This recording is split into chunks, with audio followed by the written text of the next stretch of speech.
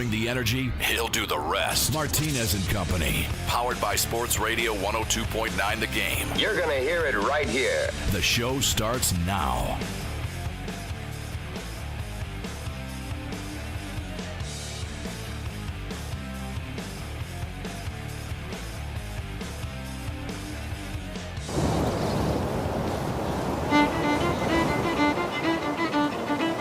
A lot has changed since the last time, but some things never do. These roots run deep.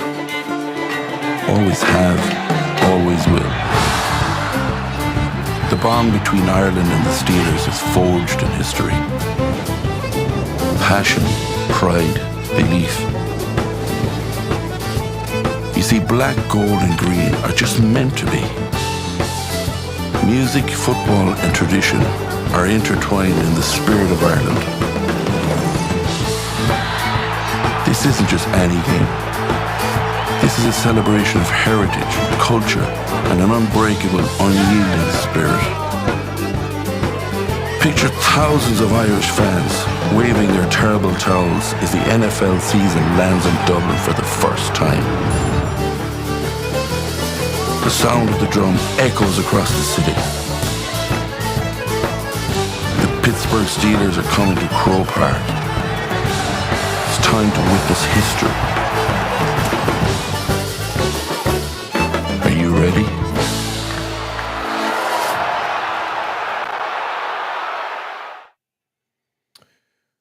All right. Hopefully everybody can hear me here. All right. That's the way we start off the morning here on Martinez Company, as I can switch things from one to the other. Where did I go back to this one here? So I can pause that for a second, but welcome all. It is Martinez Company here live on the weekend as it approaches Super Bowl 59 here, or as Gronk likes to say, Super Bowl licks. For those who have been down here in New Orleans, we hope that everyone has been safe. They've been enjoying themselves. Obviously, the Birds on Bourbon Street, I'm pretty sure, has been absolutely phenomenal, as Philly Sports Trips normally, and I'm pretty sure will continue to do so, has put together a great travel package for you guys. For those who are down here in New Orleans, and we hope you guys enjoy it. You are listening to Martinez Company here. I am Angel Martinez, Sports Radio 102.9 The Game, and of course on the Coastal Sports Network. We thank you all for tuning in, as we appreciate it, as yes, it is, I guess, Super Bowl Eve, if you tend to look at it that way. And you guys can call or text the show at 727-858-6650, 727-858-6650. And of course, you can make your comments here live on the social medias on Facebook, Twitter, X, YouTube, Kicks, and Rumble. We are not on Twitch. And the reason why we're not on Twitch, as I had talked about earlier with Pete, is that sometimes you go to a certain platform, and if the platform really isn't something that you want to work with, or it's more kind of game derived, then we just switch, pivot, and move on to other things. So for those who used to watch us on Twitch, hopefully now you're watching us over on SR1029thegame.com. And if you guys didn't know, you can always go there and watch the live feed. You can also download the app directly from the website. If you look for it in the store, you will find the old apps. That's why I say to go directly to SR1029thegame.com.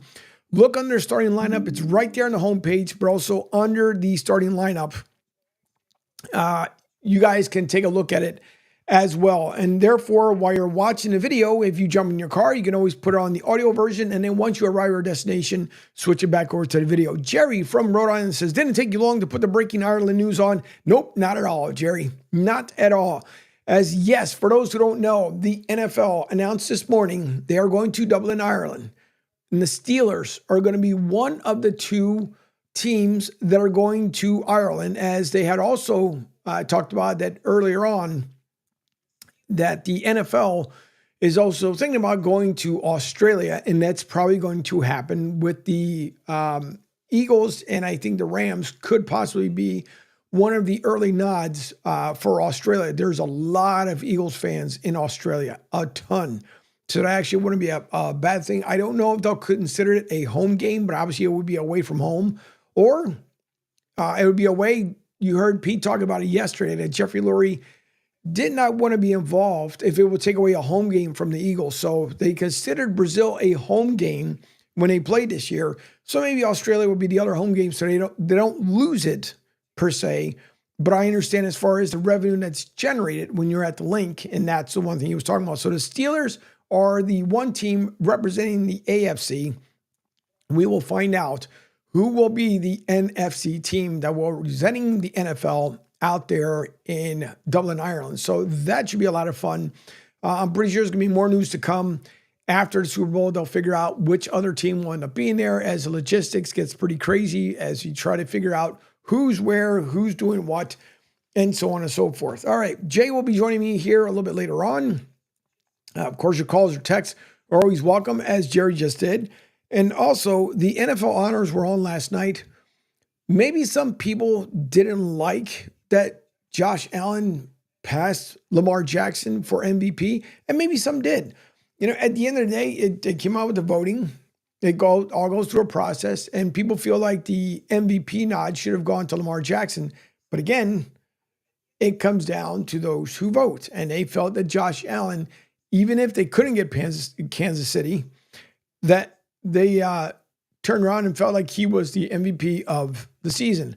Offensive Rookie of the Year, or Player of the Year, not rookie, because he's been around the league for a good amount of years. Saquon Barkley takes that honor. I'll bring up that video here momentarily, as he has thanked a bunch of people, along with Jaden Daniels, the Rookie of the Year, who had, and no one, hands down, just outstanding year that he had. And I can only imagine that year two, it's, we've talked about it many a times before, that when it comes down to a sophomore slump, some people have it. What was it last year? The Texans had gone through it.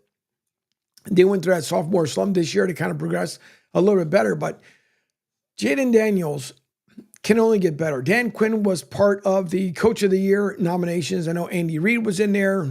We understand Dan Campbell and a couple others. But in the end, Kevin McConnell for the Minnesota Vikings was the one that ended up taking it. And listen, he turned around, Sam Darnold's career. For what he did for Minnesota, once again, for a lot of folks, and who knows, obviously, if they would have gone on ahead and won, how would it end up playing out? But nonetheless, the honors and the honorees were picked. Eric Allen, also representing our Philadelphia Eagles, was able to get the nod for Hall of Fame. I know a lot of people felt like Eli Manning should have gotten in, but listen, he's got still years to come. Who knows? Maybe the first time around wasn't it for him. But I'm quite sure it'll happen for him here in his post-career for the NFL. So it might happen the second time around. Sterling Sharp was in there. Some people felt like Sterling Sharp shouldn't have gotten the nod. Sometimes those of us who feel, and there was a laundry list of guys that were in there, some of us feel that, the person that you wanted may not have, and especially if you're a fan of the team, but the person you may have wanted may not get the nod first year around. Some guys have taken a couple of years before they're finally getting in. Eli, and I know that Officer Sean had brought up some great stats earlier about Eli and saying why he wasn't in there. But again, it can happen next season. All I know is I'm happy with the class that went in there. I thought it was a really good class going in. Again, happy for Eric Allen. He's been waiting, I'm quite sure, for years for that to happen with the Eagles and himself. So I'm good to see that our Hall of Famers going in there. Obviously, the year that B-Doc went in there, also became an ambassador for the Eagles. And then, as the way we all know it, that 2017 turned out to be a magical season where the Eagles won their first one. Now, the Eagles are going back, and they're there once again 3 years later against Kansas City. And the only thing that's been the major hot topic this week is this game going to be called fairly? We've seen videos people have put together and seeing how the flags were thrown towards Kansas City to help them win. Then it was somebody that put out something together for the Eagles and saying, well, the Eagles were the favorite team to go in there. Last I checked, and I'm not speaking biasly here, but last I checked, on the NFC side of the house, I didn't see many flags going from mostly anyone for that matter. You earned your way in. Now, I'm not saying that Kansas City didn't earn their way in, because guess what? Ultimately, They did what they had to do to survive the season. And even last year, the last, 5 to maybe 6 weeks, and as bad as KC played, guess what? When it came playoff time, they did what they had to do to be the defending champs. So they are trying to be the first team in the NFL to win back-to-back championships. The Eagles hopefully will stand in their way and think otherwise and say, not so fast. There's some folks that obviously are going to go with Kansas City because they're kind of making them the new darlings as far as the Patriots. But everybody knows to be the best, you got to beat the best. And so you listen into a lot of the interviews, a lot of the comments that were made. Both sides of the ball sound more confident than what happened last year. Last year, and I've mentioned this over and over, is that when we were at Radio Row, you could hear from the Kansas City side of the house that they were confident, not cocky, that they were confident, that they're able to go in, take care of business, and they did. When you listen to Kyle Shanahan, you just couldn't hear that in his voice. It sounded more like, we're here, and it's great. We're going to do our best, but ultimately, Kansas City ended up taking that game. 3 years ago, the fumble that cost the Eagles their second championship, which we hope that this year, come 2 days from now, it becomes a whole different situation. I think Saquon is going to have a big game. I also believe that Jalen Hurts is going to have himself a big game. And who knows, maybe A.J. Brown is the lead receiver, or as Rick had pointed out a couple of days ago, maybe Calcaterra steps up big. All I know is I have a feeling that the Eagles can end up winning. Now, 2017 was something completely different. I can't tell you for 2 weeks, the nervousness, everything that happened, being at work. The last day I was at work was that Saturday. The rest of the week, I ended up taking off after we won the Super Bowl. But it's like any team that you root for, any team, all you're hoping for is the best outcome, and that's for them to win. We hope the same. We hope the same for the Eagles. It's not going to be an easy win. We all know this. We saw when Patrick Mahomes went out literally almost on a carried stretcher, but then came back after a half and acted like there was absolutely nothing wrong with his ankle. And people have pointed out that his ankle has been hurt, that he's hurt. I don't know. I don't know what happens during the playoffs, especially during the Super Bowl, but some guys, they resurrect themselves and they're able to pull it off. Now, the one thing that Peter mentioned yesterday was, what if Patrick Mahomes goes down, Carson Wentz comes in, and Carson Wentz ends up winning a Super Bowl with Kansas City? Would I be upset? Of course. At the same time, I'm quite sure Carson Wentz would be absolutely thrilled. But everybody knows that 2017 would have not have happened without Carson Wentz. Yeah, Nick Foles finished the job for sure. But if it wasn't for Carson Wentz in the year that he was having, Eagles had never been there to win their first one with Dougie P. Dougie P, of course, took the Jacksonville job and just didn't turn out the way that he wanted it. Now it's Liam Cohen's job to turn that team around.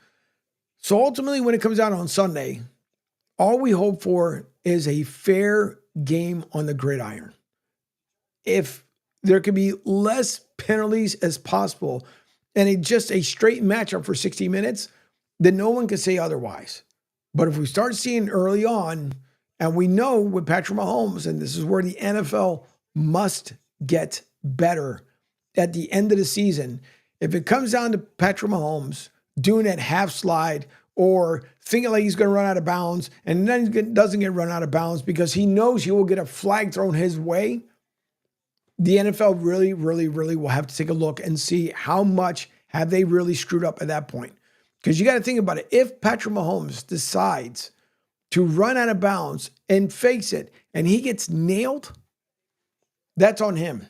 That's like any other quarterback. So it's just not on Patrick Mahomes before anybody, because it'd be the same way. If Jalen Hurts fakes the funk and act like he's running out of bounds, comes inbound to try and get an extra yard, he gets popped. We keep hearing about the guys. If you're going to go out of bounds. If you're going to slide, slide. Don't do this, look like I'm going to slide, and then come back up. And if you get nailed, that's on you. That's why the NFL tries to let these guys know, if you don't know how to slide, go to one of the Major League Baseball programs, and learn how to slide that way. There's steps and process they try to do to make sure that these guys are all playing a fair game. Not saying that the referees, either do they make a mistake? Of course they do. Does it seem like, and I'm not going to accuse anyone of anything, but do they seem like they threw unfair flags? That's for all of us to judge and figure out what's right and what's wrong. But in order the Eagles to beat the Chiefs, they're going to have to play man-to-man. They're also going to have more than likely a pretty significant lead going into the fourth. Now, I mentioned with Pete on his show, who knows if maybe towards the end of the game, if it's close, that Darius Slay comes up with a big interception to win the game. I don't know. These are just scenarios that end up happening. Would Darius Slay love that? Of course he would. Anybody would. When you play the game of football and you start from Pop Warner, Pee Wee, into junior high, high school, college, and finally you make it to the NFL, there's all these scenarios that we all wish that we would be able to do those, be able to play, be able to watch our team win it. It's a big game. The biggest game ever of any major league sport. It is the biggest game ever. So you got to think about all these guys, how bruised, how banged up they are. The NFL now contemplating, and it's going to happen. Not that it's going to happen. Regardless of what anybody thinks, there's going to be week 18. And I think that's where the NFL will finally come to a stop. They'll say, all right, we'll have 2 weeks of preseason football. Because listen, if we really think about it, you've got about 30 days of minicamp. Within the first 2 weeks, you already know who you're going to have, who you're not going to have, who's going to be on the practice squad. It pretty much comes down to it because 2 a day, everybody's out there giving it their best. Just because you're a seasoned veteran doesn't mean anything whatsoever either, because you still have to prove yourself, especially if they bring in rookies that want to take your spot. But ultimately, with the money that the NFL is making right now, especially if now they're thinking about, Roger Goodell had talked about a couple of days ago, making an NFL Europe. They're already making billions with a B here in America. Think about if they go overseas. Everybody knows there's a ton of Jaguar fans in England, a ton of them. Who knows what, could the Steelers have a huge following fan base in Dublin, Ireland? Possibly. We all know there's a huge following in Australia for the Eagles. Everybody knows this. And if those who don't, just look it up. But if the NFL decides to open up a European league, is it going to be as successful as the American product? And I would assume so, just because they're just going to take what we do here on our side of the pond and put it on the other side of the pond. What teams that are playing here would want to try to venture out and play NFL Europe? Obviously, there's going to be a bunch of different names that we'll have to get used to. But is it something that the NFL is really, truly thinking about? And for those who can't make their way here to America and love when the teams go out there to go play, even if it's, I don't know, London comes up, I keep teasing this. I keep saying this over and over again, and I don't think it's going to end up happening. But, if anybody would end up going to London, Shad Khan has said he's got tons of connections out there, and obviously everybody's loved. They've been the most team to play overseas. Now, it may not happen, or I don't know, could there be almost like the Rays where they would do it like a 50-50, maybe half the season in Jacksonville, the other half of the season in London? I have no idea. All I know is the NFL continues to evolve itself and figure out ways to make more money, engage more fans, and ultimately, I don't know, do they get into the $1 trillion stratosphere? Probably so. Probably so. Jerry says, out of all those fandom calls, the worst one was the last game, the unnecessary roughness on Mahomes in the end zone when a defensive back landed on top of him while tackling him. It's true. Absolutely truth. It is absolutely true that it's come down to that not only just that call, there's other calls as well too throughout the season. If you guys haven't watched a lot of KC games, go back and watch them. There's clips out there, obviously, where people put together of what they thought. But ultimately, it's going to come down to that the Eagles are going to have to manhandle Kansas City. Kansas City's a little banged up. No different than the Eagles are banged up as well. It's late in the season. It's going to be that way. All we can hope for is that the Eagles come out on top. And wherever you guys are going to watch the game, we all hope that everybody's safe. More importantly, please do not drink and drive. It's not worth it. And it'd be nice. I wish I had like one of those Mercedes vans that, are really nice and it's, You know, you get about 15 people in there with like a little mini TV, whatever case may be. I would love to shuttle people around. Therefore, at least I know they're getting home safe. But whatever you guys do, please do not drink and drive. Just arrive alive home. Uber, Lyft, whatever you need to do, just get there and get back the same exact way. And even if you went with a friend who decided to become a designated driver, but then they decide, you know what, I wanted to party up, leave the car there. Yeah, okay, so you pay, let's say hypothetically, $60, 30 to go home, 30 to come back the next day to pick up your car. I'd rather spend the $60 than knowing that I could have possibly taken someone's life or my own life or, you know, wrecked obviously around a telephone pole, whatever the case would be. Just have fun, enjoy the game, but please be responsible. I know for a fact Tampa Joe's going to have a huge party down here in Southwest Florida. It's going to be absolutely terrific. Mike Goodwin and everyone at Tampa Joe's does an outstanding job. Best drinks around, fantastic food. It is such a fun atmosphere. And for those who think that we get as crazy, as rowdy as the fans do back home, we're probably about half of that. Only because a lot of these, and believe me when I say they're not, it's not like we don't have respectable fans back home. But when it comes down to it, we like to celebrate and we like to enjoy ourselves, but at the same time, too, no one's there to start any kind of fights or anything else like that. Thankfully, in the 3 or 4 years now that the Eagles fans group, the Philly of the South, has been there, there's never been a major fight there. And nor will there be a major fight because we know how to take care of our own, number one. And when an opposing fan group comes in there, there's never an argument. Never. Because either you would like to hang around and be there, or you just exit and go up the street somewhere else.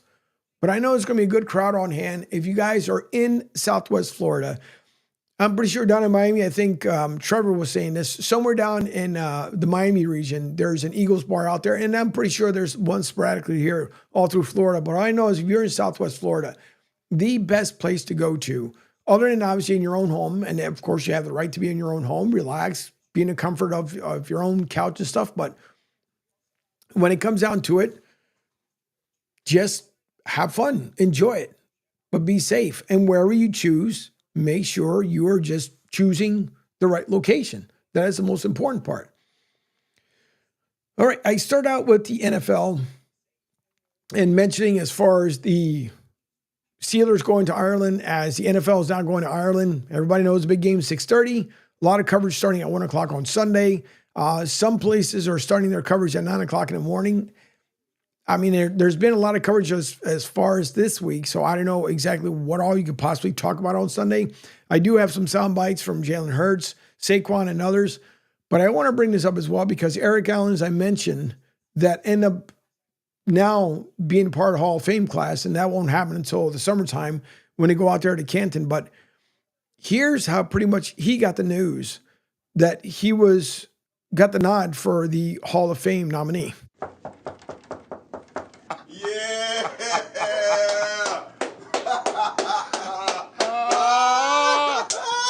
What's up, my boy? Hey, man. How you doing, man? I'm great, man. Oh, this is awesome, man. This is excellent. What a moment, man. What What a moment. Well, well, again, let me be the first to welcome you to the Pro Football Hall of Fame, class of 2025. With the one guy, my guy, man. Way to go, man.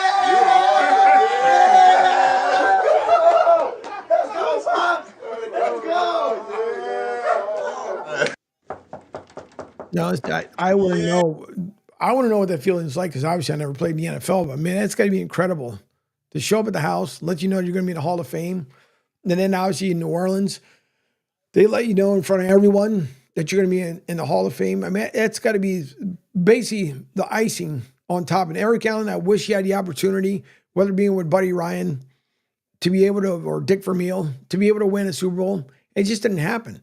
Maybe now when Nick Sirianni has finally gotten to, and you guys know more than anybody, was I super crucial in Nick Sirianni? Of course. Even, and I'll find it again when even Dan Orlovsky had talked about it, and even Greeny had mentioned that they thought that Nick was going to be fired. And seeing the way the season played out last year, that's what been the case early on this year.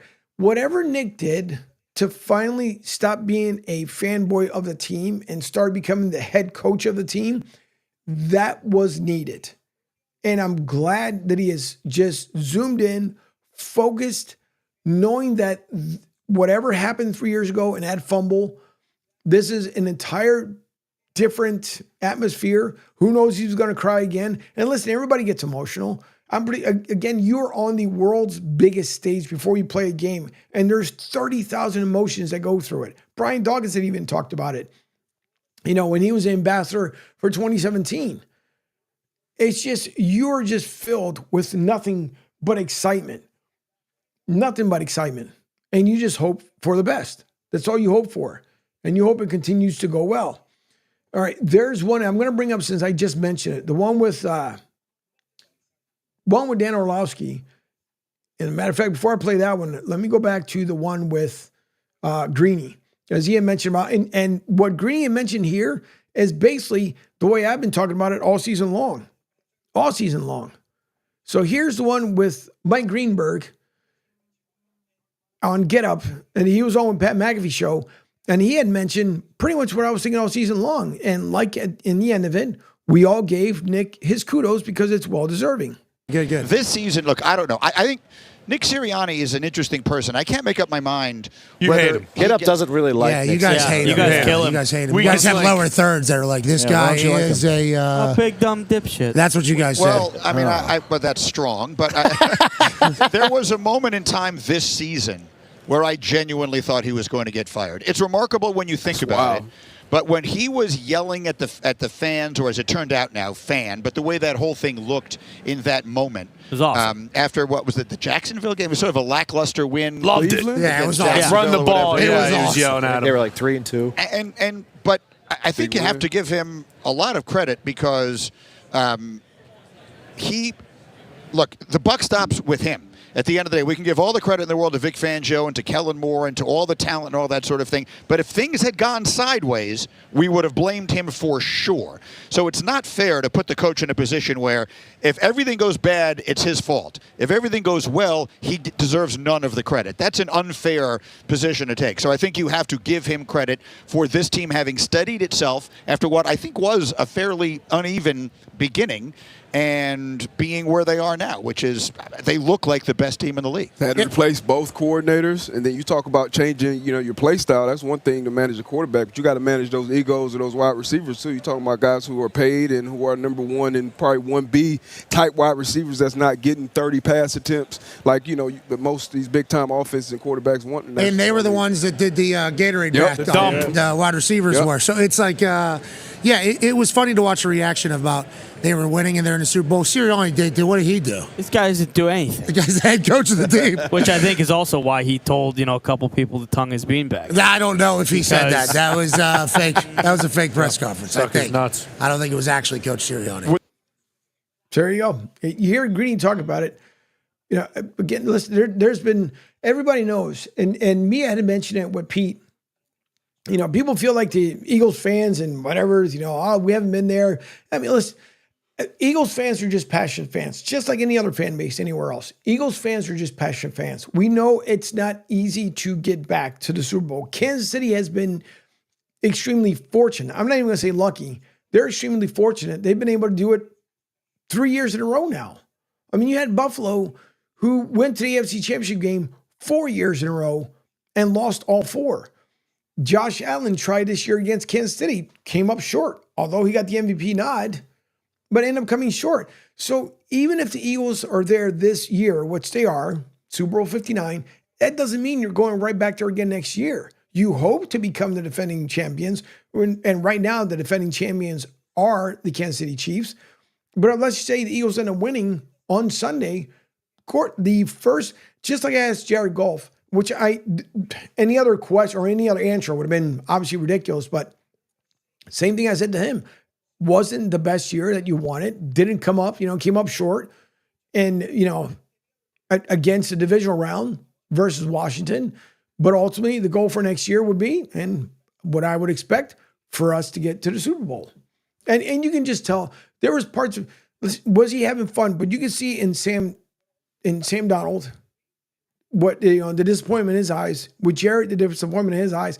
And I know those are questions that they don't want to hear, but we're the media. That's what we're going to do. We're going to ask the questions.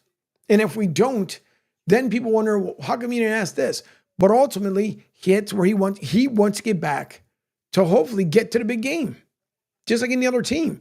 So Eagles fans, yeah, are we passionate? You can hear Greeny talk about, Nick Sirianni, and everybody knows Nick has probably been, he is nowhere. Let me put this first and foremost, nowhere near Chip Kelly. But has he made mistakes? Of course he has. Has some of these guys kind of disconnected throughout the season? Of course he did. But did he get the team back together when they needed to? Yes, he has. And to me, they're just laser focused. And if it was up to both teams, I'm quite sure they would love to play tomorrow versus waiting for another 72 hours or less than 72 hours at this point to be able to win the game. Nonetheless, that's what they would love to do. All right, calling in right now out there from the tarmac at Tampa International Airport is Rick Marcus. Rick, thank you for calling in. What's going on? Morning, man. Hey, you're talking about Sirianni, and one of the thoughts that came to mind was I thought maybe that Sirianni's take is he's like one of us as a fan, more than a coach. Right. He's like the fan, he's that fan in the stands. Everybody works all week. And then all of a sudden, they put out a ton of cash to go watch the Eagles. It's even hard to get a season ticket. But they put out their hard-earned money, and they expect, them to come out and play 100%. And then when they don't, that's the reason for the passion with the Eagles fans, in my opinion. They turn around and basically it could ruin their whole week. Now, if they win, then there's a whole different, experience even on the road or somebody opening the door for you. It's that serious. And that probably would be the biggest fan base in the city. This is an important game, I think, for the Eagle fans, because I think that they felt, just like myself, that we probably should have won that game 2 years ago, but because of mistakes, we lost it. And this is the opportunity for redemption and for them to make up for the mistakes that they had. But we'll have to see. They have to play their game. I think so. As Fuji, as usual, EAGLES, Eagles win 33-24, unless you're the mayor of Philadelphia, which you can just spell Eagles, EGGLES, and whatever else you spelled. But of course, she's gone back and said that it was just a muff. But no, that's exactly what it is. No, you're right, Rick, because at this point, and yet, is Nick a huge fan? Yes. Does Nick get Philly? Yes. Does Nick irritate Philly? Yes. There's a lot of yeses more than no's when it comes to Nick Sirianni. Ultimately, he knows what he's got to get done. He has to. Because if not, you're right. God forbid, with what had happened last season, resurrected everything, comes out on top, and if it turns out to be something stupid like clock management, let's just say, hypothetically, there would be no end to fire Nick, this, that, and the other. It's going to freaking happen. Now, if it's just obviously he can't control the ball, meaning he's not the runner who has the ball currently. So if someone spits it out because they didn't hold it close to their body, because everybody right now, no one tackles. Let's put this out there first and foremost. Everybody's just out there to punch the ball out. Nick tells his players, the defense, punch the ball out. And okay, that's all great, fine, and wonderful. But in the meantime, when you miss that punt or that punch to the ball, someone's gaining 10, 12, 15 yards on you because you are too focused about punching the ball out instead of making the tackle. So I think if it comes down to if Nick has terrible clock management and or if Jalen Hurts tries to make a lot about nothing, meaning that if he keeps looking, instead of throwing away the ball, taking a ton of time off the clock and going backwards, that will also hurt what Nick has been trying to do this entire season. I couldn't agree with you more. One of the things that the Eagles need to be prepared for, too, and Andy Reid is a big-time advocate of this, which is the trick play. Mm-hmm. They come up with some of these plays, and most of the time they work. So I think the Eagles got to be prepared for those trick plays. They got burned, by the Rams on a fake punt? Yep. And they got to be prepared for those things. But hopefully, the Eagles will have something in their magic bag, and they'll be doing the same thing, and it won't be expected by the Chiefs. So, hopefully that'll happen, but we'll have to wait and see. And I just wanted to reiterate what you were talking about with Tampa Joe's. For those who haven't come down here, I can agree that it is probably one of the best places to go to because, if you didn't know it, you would think you were at a bar in Philadelphia, and that's how many people show up. And for those that are just visiting Tampa, that's a place that you got to check out when you're here. Not just the beach, not just the other things that Tampa has to offer, but you got to go to Tampa Joe's because that is the place to go to, especially during football season. But I believe they do stuff during baseball season too, don't they? They do, but it's not. It's football is the biggest one at Tampa Joe's from stuff going on. I mean, the Lightning. Once the Lightning get getting closer to playoff time, it turns out to be really well. But truthfully, for Tampa Joe's, the biggest one has two things. Sorry, the NFL and especially college football. College football it gets loaded for sure out there because you have the Iowa fans that turn out at Tampa Joe's. But yeah, as far as baseball season, not as much. Maybe during a playoff push, if it's the Phillies in there, because everybody knows the Rays, they don't show up anywhere. Not the Rays themselves, but the Rays fans. They're almost like Bucks fans. You don't see them at the time where it's important. But no, the biggest turnout they end up getting is college and the NFL season. But it'd be nice if during baseball season. But the problem too is, I mean, it's baseball. For those of us who love it, are you sitting at a bar for 3 hours and drinking a beer, every half inning? So you're looking at at least 7 to 8 beers before you get back in the car. So, it's tough. But no, it's just after this week, they'll have a little lull in between. Because then baseball is right around the corner for spring training. I'm not too sure if Philly Sports Trips will be doing something this year at Tampa Joe's when they come down, because I believe they're coming down for St. Patrick's Day. So I don't know if they're going to be doing something there. I know the last 2 years have been doing stuff over in Clearwater because it's obviously much closer in the hotel where they end up staying at. But I don't know. But no, as far as Tampa Joe's, definitely the college and the NFL season are the biggest moneymakers for them. It's a great place to go to, and there's definitely a lot of camaraderie. So, like I said, if you're down here, or even if you live here, stop by there. You're going to definitely have a good time if you're a Philadelphia fan. And if you're a Kansas City fan, I have no comment. Yeah, neither does anybody else because nobody wants. And all fans are welcome. I don't want people to think just because it's full of Eagles fans, because we've both been there where we've had some Dallas fans walk in. They may not like it too much, but they've come in there before, and so. And you've had Bucks fans that are showing up there. So just because it's more of an Eagles bar type atmosphere on Sunday, it doesn't mean that any other fan, you could be a Bills fan for all we care. Stop by, say hello, hang out with everybody. Because we're not, everybody has this mentality.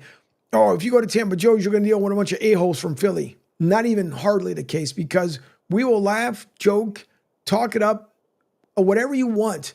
We'll be there with you side by side because, again, we're fortunate to be there this season as far as in the Super Bowl. But I've never, in the time that I've known Mike Goodwin and in the time that Mike has been there, Mike Klein and Michelle with the club, there's never been a fight. And we hope to keep it that way, but there's never been a fight there. No one's gotten into any kind of heated arguments.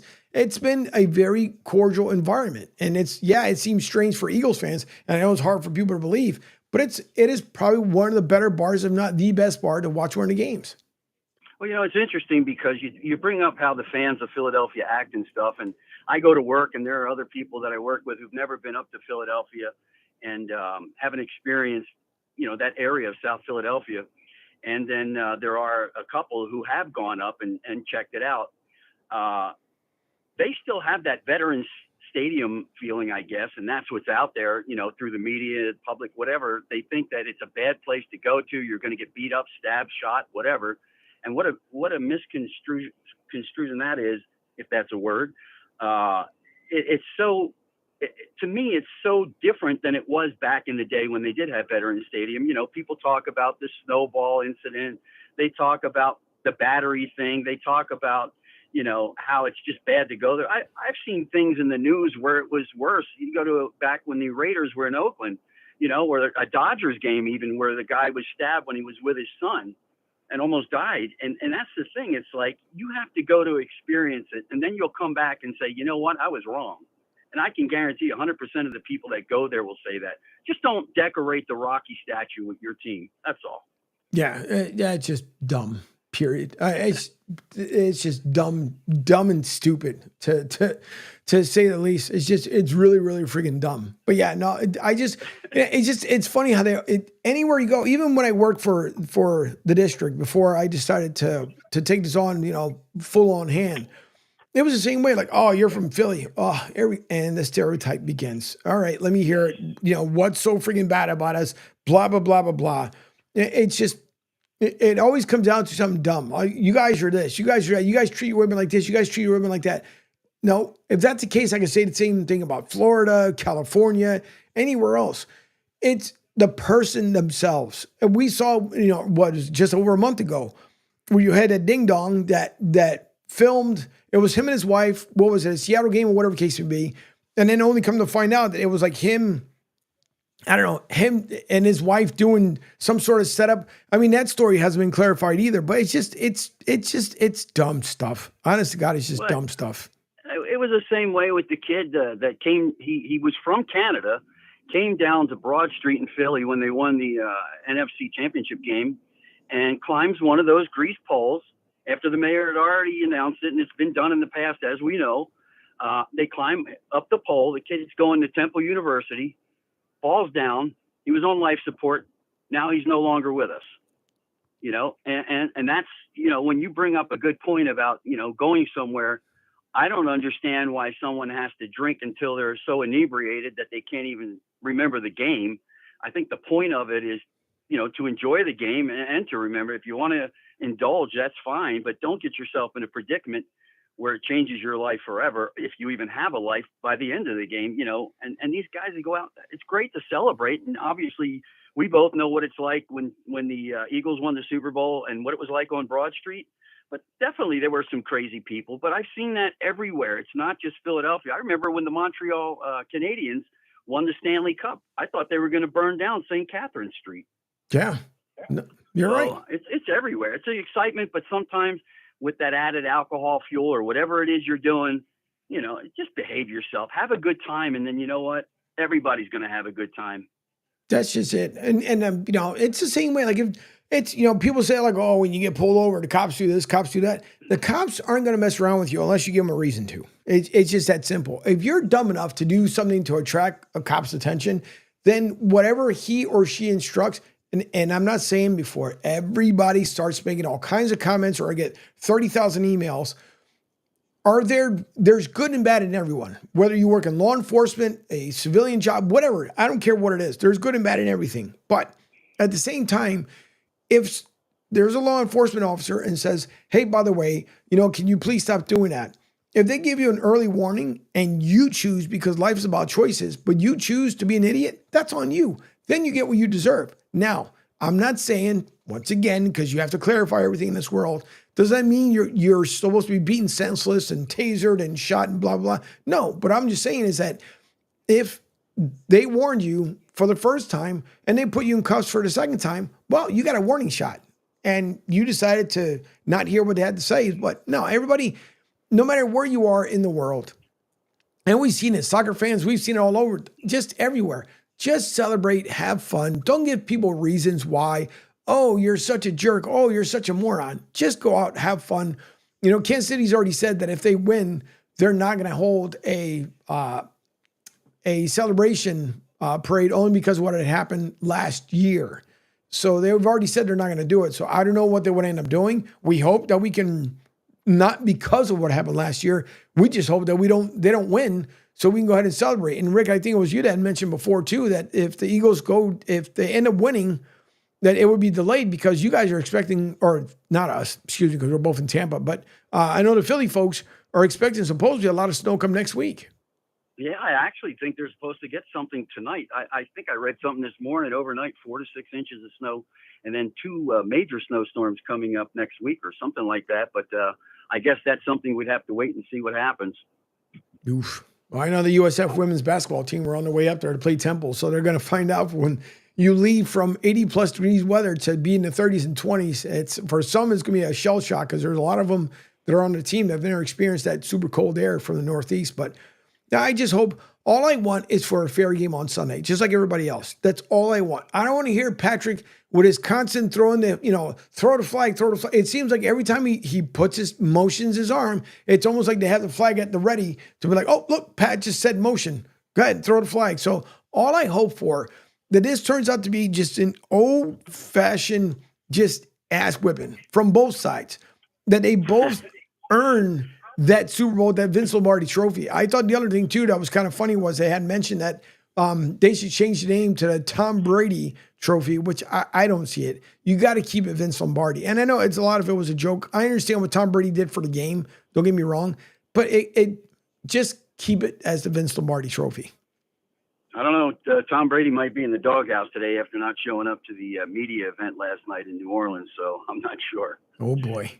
He didn't show up. That's not a good look. But anyway, hey, I'm curious to hear what these other guys like Gas Pump Guy or Duncan Dad, even Fuji, these guys call in, and I want to hear their predictions, I don't know. Did you make your prediction? If you did, I didn't hear it. No, Fuji he had put his in about a little while ago. He has said it was 33-24, that what he believes is going to be the final. The Eagles obviously on top. God forbid he picks the other way, but 33-24 was from Fuji. Gas Pump Guy I know he had meetings and stuff going on this week. He had safety meetings, so he'll probably say something later on. I'll just put it out there later. Jerry, I'm quite sure will say something here or send in the text. I know it's kind of hard for him when he's on a boat, but not that many people have actually put out their stuff. Pete has picked the Eagles. Pete's basically picked the Eagles since before the season started. I felt, to me, and I don't know why. I said this earlier during the week. I felt like it was going to be 45-21 Birds. I don't know why. The dumbest feeling ever. Is it going to be the final? Probably not. Is it going to be a lot closer? Probably so. But I would say that Saquon Barkley, I know a lot of people, I think, have him for 150-plus yards. Honestly, I got a funny feeling this is going to be the Saquon show, and no matter what Kansas City does to try to stop him, it's just as dumb as the scores I predicted. At the same time, Rick, it's just one of them stupid feelings. I got a funny feeling Saquon's going to break over 250 yards. Don't know why. Why. Look, if that happens, I'll be the first one to buy you an iced tea at Tampa Joe's. Well, that would be great because I would buy myself an iced tea for that matter. But no, I'm hoping if anything, I think the Eagles are looking back to 27. If you start looking at it, Rick, everything that's been working up to the same thing that we saw with the Eagles when they made that run in 2017, it's almost identical. And there's a lot of people that are getting tired. And listen, when you create a dynasty, Andy Reid, we wish he would have won his first one in Philly, but he's been able to do so in Kansas City. There are people now are getting to the point where they're tired of seeing the Chiefs winning it all.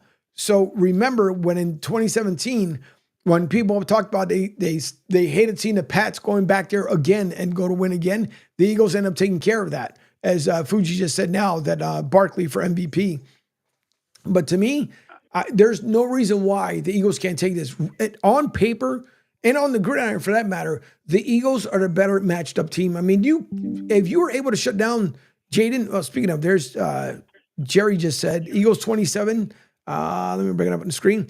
27-20 Eagles. Barkley runs 120 yards for 2 touchdowns. Those are good stats. 122 touchdowns. I would love it.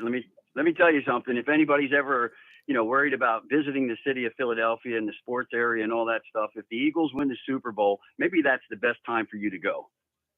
Yeah, it would be. You wouldn't have any problems. I would miss it. Now, Duncan Dad's been all over the place down there in New Orleans. He also got surprised. For those who don't know, Duncan Dad went to Cabo before going to, because every year he goes on a cruise. This year they decided to go down to Cabo.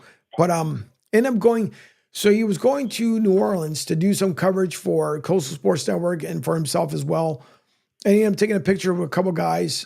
Gabe Morency, who comes on with us on Friday. So he finally caught up with Gabe, took a picture with him. Reed, your former Buffalo Bill, who looks like he can play today, which is ridiculous. He's in phenomenal shape. But he was the opening night down here in New Orleans at the Superdome. He was standing on the side and he's telling me, hey, take a look over the NFL Network real quick. And I couldn't at the time because Lloyd was on. But he ended up getting surprised because they said, oh, you're gonna be our trivia guy. Here, bring the other guy. I can't remember exactly who's. It was in relation to his family, but anyways, there was another guy that was with him, and he thought he was supposed to answer a trivia question, only to come to find out he didn't have Super Bowl tickets, but the NFL Network awarded him two Super Bowl tickets. Wow. Yeah. Wow. I wish. So do I. Trust me. That'd be freaking fantastic. I would absolutely. I wouldn't know what to freaking do. You'd imagine if you end up, again, just by chance, you end up going down there, you get 2 tickets, and again, by chance, the Eagles end up winning. Jesus, what a story to tell for years to come. I told him, I wish we were down in New Orleans. Go ahead, Angel. No, I'm sorry. That was it. Oh, I was just going to say, speaking of tickets, I looked at Ticketmaster, a couple weeks ago, whatever it was, and they were pretty high. I remember seeing them at $6,700 for an upper deck seat, and I think now they're like just $3,400 or something, which they seem to be going down quite a bit. And then I guess last year's Super Bowl was the highest. No, I think it was the Tampa Kansas City game was the highest ticket ever to purchase, was like over $8,000. Yeah, that's just crazy. Well, I was mentioning to Pete earlier on too, is that just think about it, because the only time the tickets are cheap, so as soon as Super Bowl 59 is over, they start to release tickets for Super Bowl 60. Now, it's probably going to be obviously something big, because it'll be Super Bowl 60, but it's the only time. I want to say they go for like $1,500. I don't know if last year or this, for this Super Bowl, someone had told me I think they were starting on average at $2,500, which even that's still ridiculous. But just, think about it. If you're a fan and you wanted to purchase 2 tickets, just because you purchased them, it doesn't mean that your team wanted to be in there. You're just gambling and hoping your team's going to be in there. But right. I know when we were in Vegas last year for Radio Row, there were so many Eagles fans, because the Eagles were destined to go to the Super Bowl, and all these fans ended up buying tickets. They're like, oh man, I'm going to jump on it before everybody else does. Of course, they came up short, but it's the same way. If you gamble, everybody's working hard for the money right now. Lord knows that it almost feels like eggs are the price of a Super Bowl ticket, how expensive they are right now. But at the same time, absolutely. Would I have loved to have been there, like, with Duncan Dad, where all of a sudden you're invited to the NFL Network. They're doing a crossover to get ready to start talking to the players up on the stage, and you got awarded 2 tickets. That'd be freaking phenomenal, because it's getting to be expensive. Even just go to a regular season ticket. A regular season game. It's getting to be what I think minimum. You're looking at that's a single ticket, about $200 to $250. Sometimes you get lucky, maybe the day before or the day of game. It might go down to like $175. But just tickets are getting to be outrageous. Oh, they absolutely are. But on that note, I must get going and get my workday started, and I will see you on Sunday. All righty. Sounds good, Rick. Thanks for the call. Take care, everybody. All right. Go Birds. Go Birds. Take care. Bye-bye. All right. There goes Rick. He is on his way off to work. God bless. So thanks to him. Someone sent a message from 215. Greetings from a far away galaxy. Go Birds. And jumping on with me, which I haven't even gotten a chance to go to a break, but nonetheless, who joins me here on Fridays. Let me make sure I throw him up here as I normally do, which we didn't have the opportunity of going on Wednesday because there were things going on Wednesday. But Beav is here with me as soon as, why is this? Here we go. Hang on, Beav. I'm bringing you on here in a second. All right, here we go. Joining me now, of course, every Friday, Beav's World, as he had mentioned to me earlier on Monday, that he would wear something Patriots every single day. And there he is, once again, with another Patriots attire, which I just learned from Rick yesterday. I can't hear you, Jay, for some reason.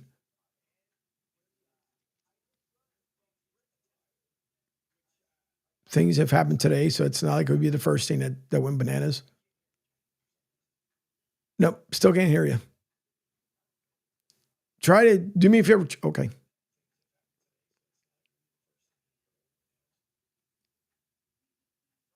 I'm waiting to see if I think he's going to refresh. Let's see. Maybe when he comes back, we'll be able to hear him. But Jay had mentioned that he was going to wear something with the Patriots. Obviously, we know we go back to 2017. that's the team ended up winning it. But I was kind of surprised what Rick had shared not too long ago was as far as the Tom Brady not showing up. I was busy with other things yesterday, so I didn't get the opportunity to hear about that either. So we'll find out. I can see you waving high. Nope, still can't hear you for whatever reason.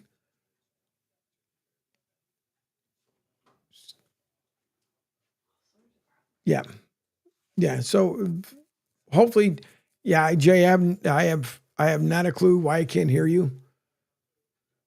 Again, this folks, this is what happens. Unfortunately, sometimes things just go awry. Today was one of those things. We had to stop the live feed. We came back, and it's just one of those things. So hopefully Jay hopefully he'll come back in and he'll be fine. We'll figure it out one way or the other. We always do. So we'll wait. I'll wait till Jay comes back. So let me go back over here to the solo screen for a moment until he pops back in here. I'm quite sure he'll be just fine. If not, maybe sometimes you just have to reboot the PC and see what happens. So hopefully everybody else can go back and hear me and see me and be just fine. Let me, while I'm talking to you guys, also send one out to Jay. Let's see. Tell him to try to just all right. So there goes that one. Again, you got to multitask. All right. Well, you know what? While Jay is trying to get himself fixed up to come back on with me live here, I will, in the meantime, end up taking a break so that the local sponsors here, we do appreciate Moynihan Lumber and, of course, Ace Tech Advisors, along with Tampa Joe's. We'll be back as soon as Jay gets his audio straightened out. We'll end up coming back. We'll get into a little bit more. Obviously, it is the Friday, the Super Bowl Eve before the big game on Sunday, Super Bowl 59, Kansas City Chiefs versus the Philadelphia Eagles. We'll be back. You're listening to Martinez Company here live on the Coastal Sports Network. Hi, folks. This is Gerard Moynihan of Moynihan Lumber, and I would like you to know that our company has been selling Anderson windows for over 60 years. See the complete line of Anderson windows at any of our 3 locations in North Reading, Beverly, or in Plastown, New Hampshire, or at MoynihanLumber.com. Hey, everybody. It's Pete Shepard from the Coastal Sports Network. Want to tell you about my good friend Lou DiMuzio and his company. Lou is the president and founder of Ace Technology Advisors. They're big-time tech specialists. At ATA, they're able to craft, implement, and manage the best and most appropriate solution for your business. They leverage their industry-leading experience and their portfolio of technology partners to improve your best practices and infrastructure. So you can get a hold of them at 888-599-4223. That's 888-599-4223. Check them out on their webpage, www.acetechadvisors.com. That's www.acetechadvisors.com. Or you can email them sales@acetechadvisors.com. Check out my friend Lou DiMuzio and Ace Technology Advisors. Download the Sports Radio 102.9 FM The Game app and tell your friends that Florida has a new leader in digital sports radio. Welcome back to Martinez Company. Thank you all for joining us. B, if I can hear him now, which is always good because we want to make sure that we hear his amazing voice. B from B's World. And B, you're the first one to actually break to me yesterday. And thank you for those who are tuning in. Don't forget to call or text the show, 727-858-6650. But you were the first one to break the news to me about the former Chicago Bears owner who ended up passing away yesterday at the age of 102 years old. I mean, that's quite amazing that she had lived for so long. But now the question is, as many fans have wanted to know, does this mean, do they sell the Chicago Bears? Well, first of all, thanks for the compliment. What's more amazing is she lived till she was 102, or I was the first person who told you she died. No, it's an interesting scenario. It's a massive family. If you understand their history, you can look it up. People don't understand. Mrs. McCaskey was George Halas's daughter. And she, George Halas and the Vince Lombardis of the world are why we have what we have Sunday. Right. Chuck Bednarik from your team's another guy. There's a lot of history there. It's a sad thing, but it's interesting. Like you said, they got a new interesting offensive coach. second-year quarterback, crazy fan base. He's seen a lot of bad football. It's just a historically inept offensive franchise. I was talking to some of my friends after Mr. McCaskey died. He said, you take away the Ditka era Bears, Mike Singletary, Walter Payton, and McMahon, and Richard Dent, and Dan Hampton, they're the Detroit Lions. Because they had Walter Payton, the Lions had Barry Sanders. They've never had anybody as good as Calvin Johnson. Now, we haven't anybody as good as Dick Butkus. But, it's historically just about a 500 franchise at best. The forward pass is viewed as like the Ebola virus, and they just never had much success. I think Eric Kramer had the best season of any of their quarterbacks ever. And it was funny in the 80s after McMahon got hurt, they had Mike Tomczak and Joe Harbaugh, who are Michigan and Ohio State guys at quarterback, and Doug Flutie was there for 5 seconds. But crazy to see. So I don't know. By the way, the technical problem was me on my end. I had catastrophe here last night, and my speaker thing wasn't on. That wasn't you. So I'll accept my $10,000 fine. It's all right. I'll make sure I send it over to you. Write it off. So anything going on? We got a game Sunday. We got anything going on? We got a small game Sunday. How about Adam Vinatieri not making the Hall of Fame? Yeah, Pete was a little upset about that one, and the same way people are upset.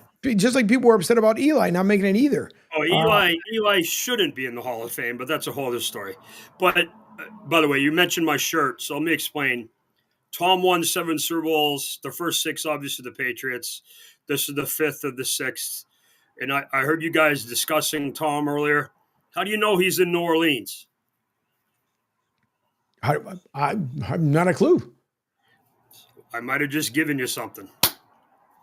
He missed the what was it last night? The media Who Cares Awards, yes. Yeah, the NFL. How nice of Bill to show. Bill showed up with his 8 rings. You don't think he's bitter and vindictive against the NFL? That's going to help him get a job, right? Oh, yeah. I'm being very sarcastic. It's going to piss more people off. I would love to know. I know you always say you pick up the phone, but I would love to know what is up his freaking sleeve, because he's not going to. There's a reason. Tom Brady's talking about Bill. Talking about Bill. No, not Bill. Talking about Tom. Okay. Yeah. So I would love to know because it's Tom's. So he's not going to. We all of us know this. Tom is not going to miss something that he knows he has to be there for. So I'm quite sure there was a good reason, which we probably will maybe will know here in a little bit and find out the reason why. But because I ended up watching, pardon me, the NFL Honors on replay, and I had noticed when Belichick came out with Dion, where he had the rings in his hands. Like I swore, like when I was watching the replay, he was gonna like lift his hands up in the air, just kind of show the ice on his fingers, but he didn't. I was really surprised. He just he kept it low key, but man, you couldn't miss it. Yeah, he did it at the 100-year celebration one they did where he had all the rings on. Yeah, which he had the jacket on too. I noticed. I think he only had. I think he had. How many did he have? 6 or 7 then? Oh no, wait a minute. That was when Tom was gone and Bill became stupid. So he only had 8 back then. So it still has 8 now. So people don't understand. He won 6 with the Brady Belichick teams and the 2 with the New York Giants as a defense coordinator in 86 and 90. So no, as far as Bill goes, remember he's got that. His buyout's just $1 million, I think, on June 1st with North Carolina. I mean, would it surprise you if something crazy happened? I think in reality, I think Bill is waiting for a job with a high-level quarterback. He wants to go to a ready-made job. He doesn't want to do a rebuild. He wants to go to, like, say, Buffalo, Cincinnati, where they have a coach who's kind of shaky. Mm-hmm. Fuge, that's old news. He did that last week. Fuge,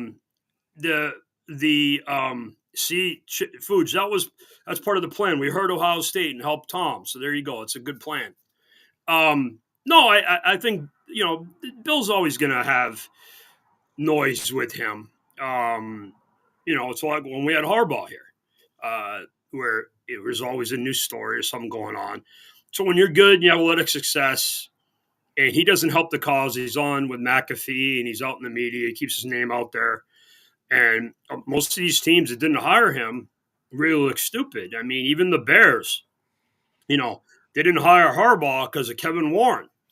And look what he did with the Chargers. Now, obviously, they have Herbert and they have other things in place. But, I mean, when was the last time Coach Harbaugh had a bad team? I mean, I'm not the biggest Jim Harbaugh guy, but, I mean, I'm just telling you the way it is. So when you look at the Bears kept Eberflus, they fired his ass. Offense coordinator got elevated. Now he's on the Patriots staff, Thomas Brown. So it's interesting to see. Now, did you ever think, Angel, your Eagles with your buddy Sirianni would be the pitcher stability? There's another team, by the way, that Bill could go coach. He loves Laurie. Yeah, he does. Yeah. But okay. I mean, it's stranger things have happened. We all know. I just put it on the tee for you there, Angel. You would take Satan over Sirianni. So Bill's close, by the way. But yeah. So go ahead. Let's hear about how would you feel about Bill, the Eagles coach? He would achieve. By the way, let me explain real quick. Sure. Bill would achieve two things there that would make him very happy. It would kill the Giants, and it would kill Bob Kraft. That it would. So, all right, hold on. Before I think about that, how bad was it? I mean, it obviously from your knowledge, but it just seemed like, man, they were really at each other at the final two seasons in New England. Who you talking about? Kraft and Belichick. Yeah.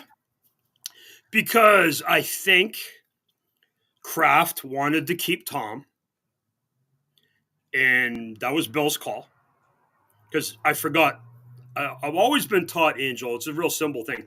The guy who signs the checks is in charge, but apparently Bob Kraft doesn't have that thing going. But whatever, that's him. So I think when they let Tom leave, and Bill also wanted to keep Jimmy Garoppolo, which should get him fired immediately for that. Wanted to keep Jimmy Garoppolo, and then you heard the stories about the Baker Mayfield noise over the last 2 years, where they were clashing over everything. And listen, go back to the Malcolm Butler thing. I think there was some residual problem there. I mean, if you watch The Dynasty, and Malcolm's been on Radio Row the whole week, we still don't have an answer for why Malcolm Butler didn't play. I'm going to let you know a secret. If Nick Sirianni doesn't play, say, A.J. Brown or Jordan Davis or Zach Braun or Cooper DeJean in the game Sunday for no reason, just they sit, I'll have a pretty good idea that Jeffrey Lurie might get an answer on why that happened. He might not like the answer, but he'll get the answer. We still don't know why Malcolm Butler didn't play. And coach's decision, good, then fire his ass. Fire his ass immediately. Simple. We all have people we answer to. And even, hell, I run Bees World and I have people I answer to. So she's in Vancouver right now, but on vacation with her husband. So but no, it's I don't know. But all these high profile relationships with coaches, and Jimmy Johnson and Jerry Jones was like 6 years. Bill Parcells always had an expiration date. There's been, the Chuck Knowles of the world. That's an old Tom Landry, different parts and different things. And Kraft Kraft, Belichick, and Tommy lasted 20 years. That's a pretty good run. Was everything perfect? No. But Angel, if you and I do shows for 20 years, I'm sure you're not going to love me every day. And I'm not going to love you every day. I think you're pretty cool. But I know the Pete and I were killing each other today. We're still buddies. Just disagree on certain things. It's sports. It's the way it always works. Jerry, you are 100% correct, but there's a lot of things going on there that Tom has commented on. We moved off it. Tom won, Patriots 0. Tom won. Not only did Tom win, he won the Super Bowl, one of the worst organizations statistically in the league since 1976. And you know, and now the Bucks are a model franchise, and I use this joke all the time. It's both a joke and reality. The Tampa Bay Buccaneers replaced Tom Brady faster than the Patriots did. And that's assume now that Drake May is good, it's a year late. Because Baker Mayfield was awesome the first minute he got to the Buccaneers. And I'd make a case that Jameis was better than anybody they had before Tommy got there. I know he throws a lot of interceptions, but they couldn't throw the ball across the street with Mac Jones and, you know, Cam Newton at the end of his career. Well, I don't know. All I know is it's going to be. Well, speaking of Tom talk, excuse me, Angel, let me do this. If you do want to follow Tom, he's got TomBrady.com, which is his $1.99, his newsletter, which he just started doing. You see him talking about on Twitter and so forth. It's his Super Bowl breakdown. Angel, you'll like this. So go to TomBrady.com, subscribe, and you'll get it. It's Tom basically just breaking down the Super Bowl. And from the different, not just X's and O's, hey, this guy's a rookie. The halftime show is longer than a normal game. I was just messaging him about it. It's really good. And one of the things that Tom does really well, and it's different than Romo and Greg Olsen and some of these other guys that do TVs, and Olsen's closer to Tom than any of these other guys, is he looks at it from, okay, not just X's and O's. This is what's going on in the game. Oh, okay, we're used to playing a 3-4 team. They're a 4-3 team. Things like that. Like some of the subtle things that you have as far as the Eagles go, great example, with the RPO game where they have an elite run threat in Barkley, and Hurts is a great runner. So they avoided Lamar. And foolishly, McDermott at the end of the game didn't have James Cook in the game with Josh Allen, where they were doing, I mean, the last 6 plays of the game. He wasn't in the game. And just little things you can look at in the game, and it helps you evaluate. And as a guy who's, you know, literally would sit up all night and try to figure out, hey, I need to find my matchup here. Oh, the third and fourth corner. A great example, the Seattle Super Bowl, Jeremy Lane breaks his arm. On, of all things, Tommy throws an interception in the end zone, and Julian Edelman breaks his arm. And his sub in, I forget the guy's name, it was number 26, came in and played, and Tommy destroyed him the whole game. Went after him the whole game. So that type of thing, when things like that happen in the game. The second Giants game, with Gronk trying to play down on one leg, they knew he was done, and they put Chase Blackburn on him as a glorified special teams guy, and Tommy threw an interception down the field because he couldn't anticipate how slow Gronk was, being covered by a sluggo who's a meathead on special teams. Oh. There you go, baby. All I know is just that there's some, it seems like there's some backstories that are out there, I guess, are never going to be told. Some that will be, I guess, told after people are done. Or if you want, Angel, I'll answer things the best I can.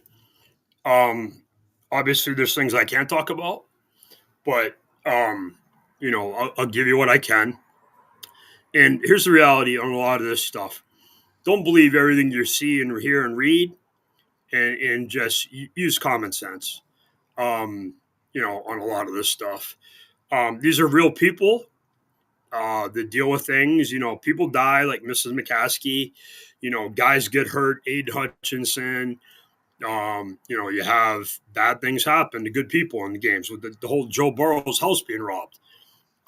Things like that. You know, these guys have real lives and things going on, and it's reality. You know, a couple of years ago, when you guys beat us in 17, when Carson Wentz, who's like the MVP of the league, goes down and Foles comes, and none of you guys thought he'd be any good. Same thing with the Patriots in 01 when Bledsoe almost died, and Tommy came in, Kurt Warner, Brett Favre, you know, guys going to game, Jaden Daniels. It's why we watch the league. It's not for long. Things change. Something's gonna happen in this game Sunday night where somebody, a surprise star, maybe somebody like Kenneth Gainwell, maybe somebody like Leo Chanel is going to step up from either team. I'll say this, though. One of the things I'd be worried about, and I want your Eagles to win, and I'm going to pick them. They have the better team. But the one thing that really, really scares me in this game from your team is the kicker matchup. And you know about this because you talk about Jake all the time. He's been bad. And Harrison Butker's really good, and he's kicked a lot of big kicks in big games. And it's in a dome, so that it should be somewhat negated. There's no excuse for Jake Elliott being bad other than he's not good. And it's going to be interesting. But so hope, pray, and beg that it doesn't come down to Jake Elliott in a big spot. I don't think it will, because I think you're going to dominate the ball like the Super Bowl 25, the Giants and the Bills with Barkley and the boys. But that was Jeff Hostetler, Dave Maggett, and Otis Anderson. But, I think that's what your plan is going to be. I think you're going to try to run the ball and possess the ball. But again, that plays into the Chiefs' hands. They want scores in the 20s. They're not really explosive, and they're very young with their explosive capabilities of Hollywood Brown and Xavier Worthy, as opposed to DeAndre Hopkins and those type of DeAndre Hopkins and Juju and Justin Watson. But we'll see. I think it's going to be like 28-24 Eagles. I think you're going to pull it out. And I think the MVP of the game is going to be Jalen Hurts. Yeah, I'm between Jalen and Saquon for sure. Between those wow, two. That's a real reach, Angel. I know, but that's what I'm hoping for. One of the two. And another one that would be really good is Jalen Carter. Now he's sick. Yeah, he's sick. By the way, what are the reports? And I gave you a layup last week. You didn't jump on it. What's the Brandon Graham noise? It's nothing where everyone's kept it quiet because they're not 100% certain. The Eagles don't want to say he's playing and then come to find out he's not ready. So they've been keeping it the same low speed that they did when they left from Philly. So I think because we talked about what Alex Anzalone did, where he cryo-freezed his arm. Right. I think that's what we might see here. BG is one of my guys. So I want to see him get out there, but I don't want a guy going out and playing if he can't play. By the way, that's a position in need you need help at, because you can never have enough edge rusher guys, particularly against those tackles on the Chiefs, what they're going to do. And also, don't be surprised if they move Tooney back inside the guard and put DJ Humphries or one of the younger guys at tackle. Because this game, if they can't block Jalen Carter, they're dead. If Jalen Carter's, if you put the game on and you see Jalen Carter, doing Jack Reacher and atomic suplexing guys, it's over. Because Mahomes can't handle the inside pressure. None of these guys do. That was Tommy's thing. So we'll see. But I think it's going to be interesting. And obviously the Chiefs aren't going to put that out there. They're going to do that. But just something to think about. You go with your best matchups. And the other guards doesn't have a walk in the park either. Trey Smith, they'll be blocking Jordan Davis, who basically destroyed my 2021 Michigan team.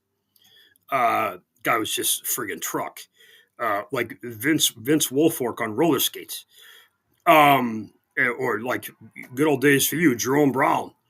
But no, it's gonna be interesting. I think this game is going to be a really good game. From a pure football perspective, I'm not a fan of either team. I don't have a big problem with the Eagles, other than they ruined my life in 2017. And the Chiefs, I just don't like, just because it's just too much with Kelsey and Mahomes and all this other stuff. And they're, these idiots comparing them to Tom and everything. By the way, if you think Travis Kelsey is better than Rob Gronkowski, he's not even better than Tony Gonzalez. Look that up. Tony Gonzalez is like the third all-time leading receiver in the history of the NFL. And for valuable prizes, name his quarterbacks. Go ahead, Angel. Go. Who threw to Tony Gonzalez? Crap. Alex Smith. Oh, crap. Yes, there you go. That's it right there. Oh, crap. Trent Green, Alex Smith, not exactly Hall of Fame guys. I think Elvis was there. I think Elvis was there too, Elvis Gerbach. They just... people don't realize how good Tony Gonzalez was. Witness protection. By the way, Hall of Fame last night. Happy for Antonio Gates. He deserves to be in there.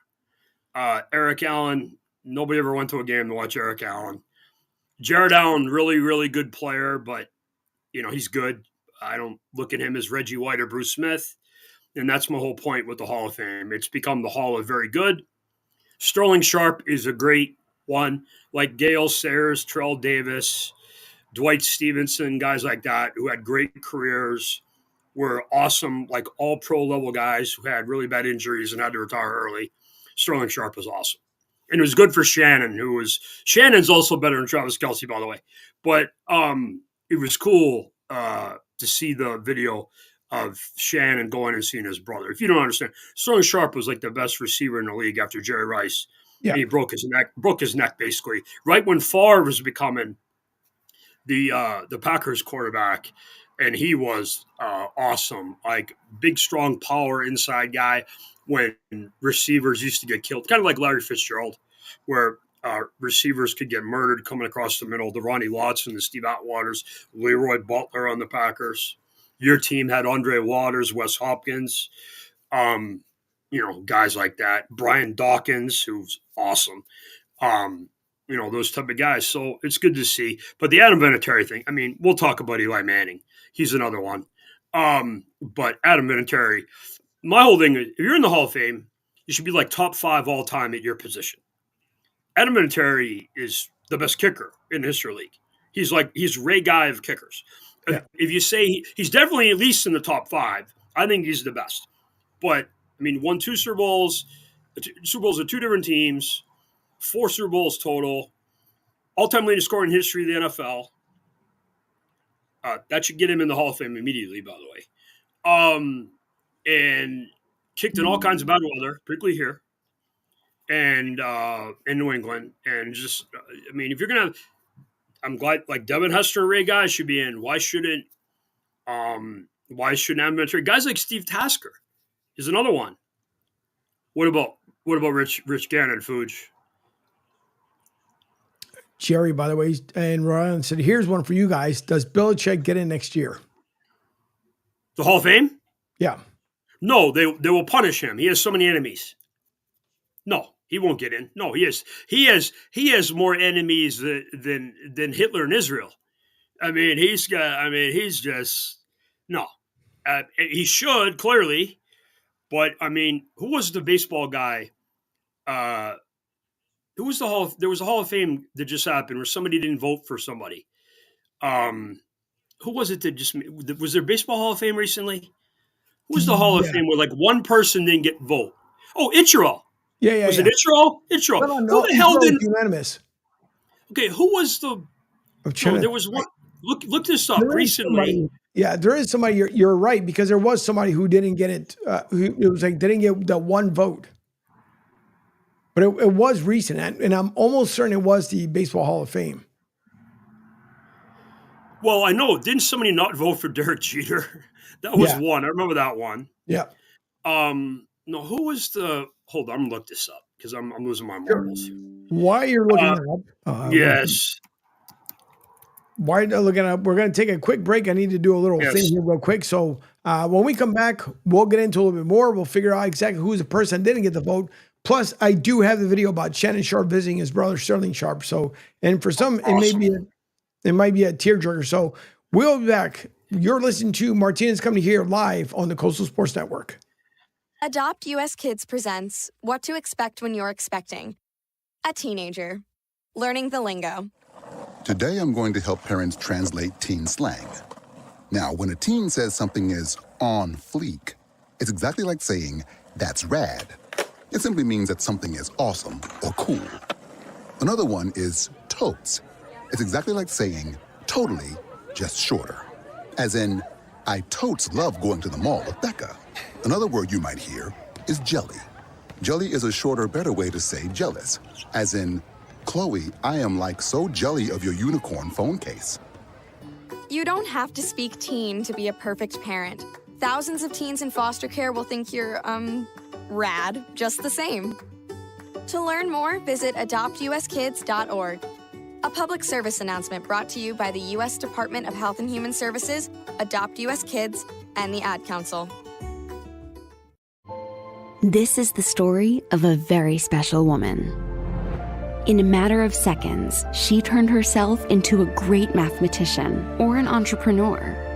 Her knowledge was limitless and still is. She could also make monsters disappear, especially those that lurked in the shadows under the bed. Once, this woman put back together a teenage girl's broken heart, which had been shattered in 1,000 pieces, just by giving her a bear hug. She masqueraded as a regular person at work, but as a superhero at home. Everyone knows her as Gabriella. I still call her Mom. Your hero needs you now, and AARP is here to help. Find the care guides you need to help, complete with tips and resources at aarp.org/caregiving. A public service announcement brought to you by AARP. Don't just follow us on the socials. Call or text the show 727-858-6650 and let us know what's on your mind. Now back to Martinez and Company. All right, we are back here live on Martinez Company. We appreciate everyone who's tuning in today, those who are sending in the text and calls. Rick, who had called in earlier, I know Duncan Dad had made a comment earlier on saying he was going to call in as well, so maybe we'll hear from him down there as he has been in New Orleans the entire time, so we do appreciate that. Mm-hmm. And Fuji says again and play with Tony Gonzalez, which we know about. There's a little bit of time, so if you understand, 87 draft, Gannon got drafted by the Patriots, and then he traded him. And he kicked around the league until he had a couple years in Minnesota where he was good. And I think he was on the Chiefs for like a year or two in between Montana and Trent Green, and Elvis was there for a little bit. And then he ended up on the Raiders and John Gruden. Rich Gannon, by the way, if you're an NFL guy, the Sirius Radio NFL Blitz thing, he's great on there. He's really, really good. One of the cool things about our game, Angel, is there are a lot of really good broadcasters. Kurt Warner's great. I listen to a lot of the radio feeds. I love the radio feeds. Kurt Warner is great. Ross Tucker is great. Mike Holmgren doesn't do it as much as he used to, but he's great. Ron Rivera did it. Now he's going to be Cal's GM for college football, which would be great. I love Riverboat Ron. But it's a really cool thing. I'm an older guy. Don't tell anybody I'm 53. I grew up listening to the radio before everybody could watch. You could watch Backgammon State play. Like college softball started yesterday. You could watch Backgammon State play Delaware if you want on ESPN Plus, or guys like me, you, and Pete that have moved around. It's pretty cool that with ESPN Plus and all the different streams and whatever, you can watch anything at any time. By the way, we've seen this with like Game of Thrones and Reacher and all these different shows. You can watch them at any time you want, so it's pretty cool. Good time to be alive, Angel. It sure is. It definitely is. There's been little small snafus going on today. I have no freaking idea why, but the counts are completely off. But it's nonetheless, I don't freaking get it. But things happen sometimes with companies you depend on to do the right thing. Sometimes there's glitches in the systems and glitches in the matrix, and hopefully they'll get it straightened out one way or the other. So if anybody, and sometimes the idiot, that would be me, comes on who doesn't have a speaker turned on. I'm waiting for my $10,000 fine. So there you go. Now, but you had mentioned earlier on, I'm going to pray. Goodness gracious. That too. I always do. But always pray, Angel. Yes. There we go. For certain. But no, I want to bring up the video with Shannon, who had visited his brother, to let him know about the great stuff. As far as him going into the NFL Hall of Fame. So I'm going to bring this up. And then eventually, I'm going to get to the question you asked as far as when it comes down to Belichick being, if he would end up being a coach of the Philadelphia Eagles. But let me, hold on, Jays. I got to bring you up here in a second. Where is it? You got to always switch things around. Let me switch this with this. And now Jay is back in there once again. So, all right. Here is the video with Shannon visiting his brother Sterling. He's here.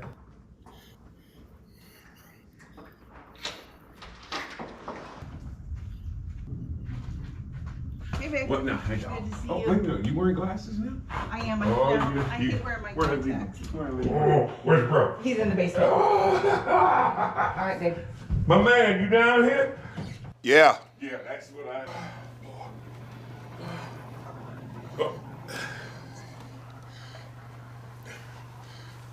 What y'all got going on here? Welcome, bro. To your house? Pro Football Hall of Fame, class of 2025.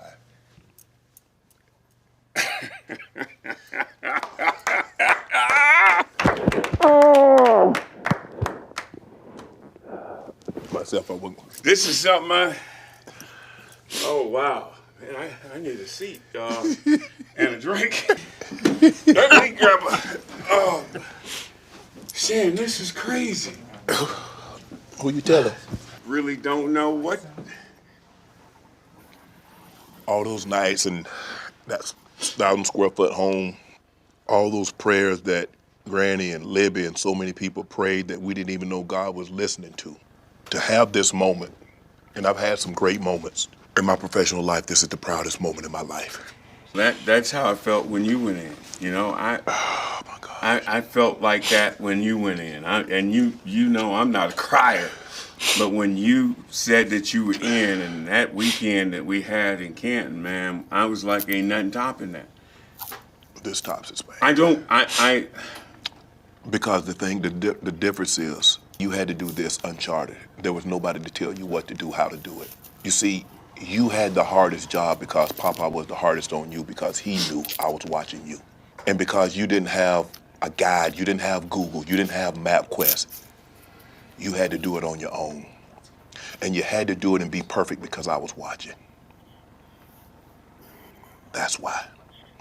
That's why.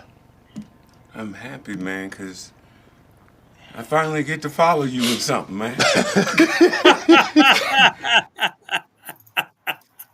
It was good. It was good. It was good. How could that not bring and motivate you? Because you'd imagine when it's like like Eli and Peyton. And I mean, there was certain questions would I have loved to have asked when we were there at the Pro Bowl, of course. But there's certain things like I would love the same day. I want to know who's going to win. From the kick, you guys had heard about the whole DraftKings thing, and I'm the best kicker. Peyton, you're Kick of destiny, yeah. Yeah. So there's certain things that you definitely want to ask, but I mean, could you you'd imagine, and I know obviously certain things are scripted or whatever, but you come over to your brother's house and then look who's downstairs, and all of a sudden, your brother's in his yellow jacket as a Hall of Famer, and he's the one that's the way you want to break the news, but the competitiveness when it comes to family, that had to be extremely awesome. No, it was great.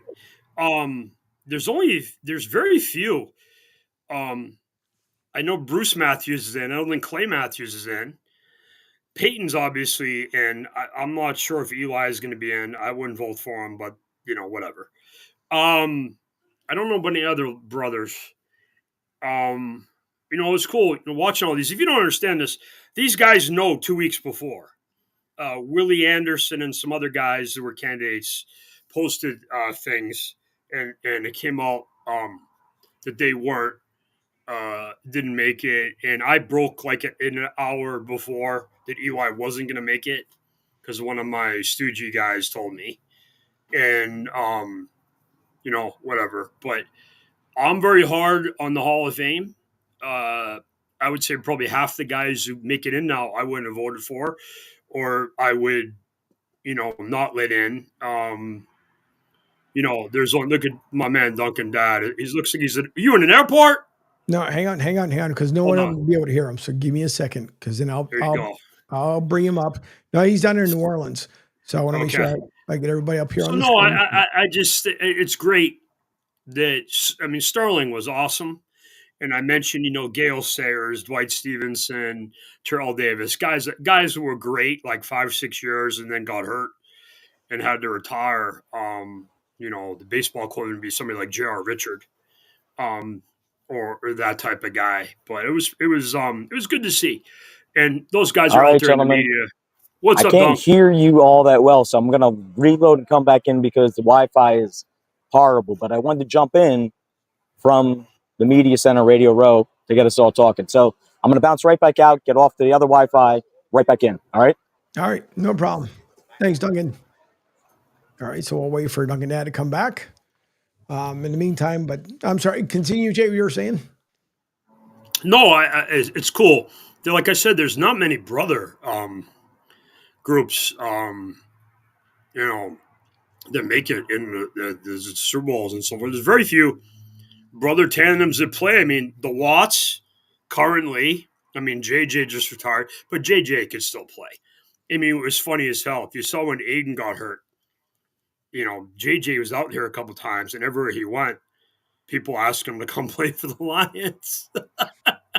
And these people don't understand. I'm not from here. I grew up a Patriots and Giants fan, and it was the fans. They deserve to win here. And when Aiden went down, you would have thought the town died. And by the way, the town, they still haven't recovered from the Commanders game, which they completely blew the game. They're a better team than them. They didn't play well. And they lost. But again, the Buccaneers did the same thing. The Buccaneers are a better team than the Commanders. They didn't play well either. Yeah.